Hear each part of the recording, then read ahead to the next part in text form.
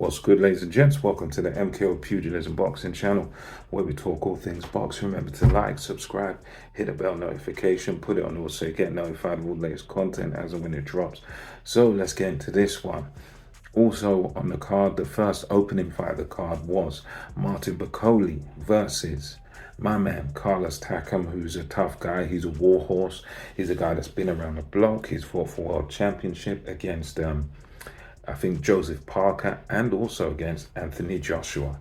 I think that was one of the early times I saw him in his career. So he's been around the block. He's 42 years old now, Carlos Takam, and Martin Bakole, the much younger man by I think it's about 7 years or so.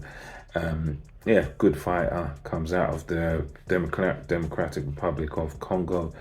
Both guys French speakers, and this was kind of like, as Bakole said, it was like a kind of little brother versus the big brother.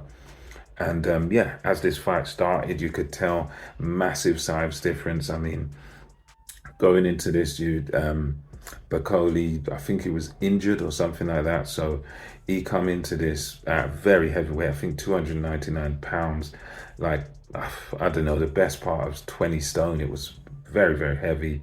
You could tell that he had a bit of a gut on him. He wasn't in the greatest of shape, but I tell you something, that did not affect his performance at all here, because from the word go, from the first round, he just sort of established his dominance. I mean, you could just tell there was a big gap when it came to speed. I mean, this just great show of, and it's funny because Bakole's not really the quickest heavyweight, but I suppose when you're dealing with an older guy, sort of in his 40s, and it shows up a lot more. And yeah, it was just speedy with the jab, good flicking that jab in Takam's face.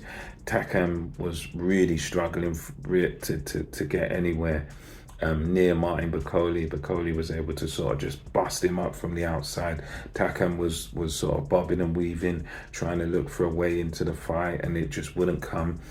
And the pattern just sort of continued like that until the end. It was just pretty much Bakole able to just jab from the outside, and just one thing about Bakole is, the thing I like about him, he has a good selection of good punch selection. I mean, he's able to very easy and seamlessly go from the head to the body and body back to the head. He's very good with his punch selection, and that was really what won him the fight. He was just far too strong, far too big and too imposing, and the punching was really sharp and thunderous, and you could just see that there was, although Takam was willing, he was trying to find a way from the outside. He was just overpowered. The power of the shots of Bakole, you could just tell that even in the first round, you could tell that he intentionally sort of paced himself, started slow, because you could tell the punches he did land, if he wanted to step on the gas, he could end the fight at any time. And that's what he basically did, just one peppered away with the straight shots and even the bent arm shots that went to the body to head very consistently.